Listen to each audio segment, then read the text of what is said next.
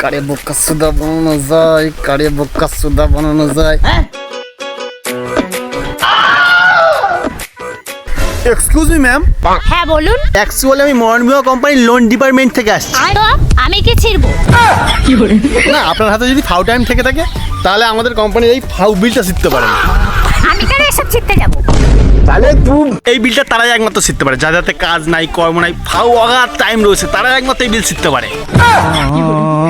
সে যাই হোক, ধরেন আপনি একটা সাইকেল নেবেন। নেবো না, নিয়ে ফেলেছি ওবি সেকেন্ড হ্যান্ড 500 টাকা দিয়ে।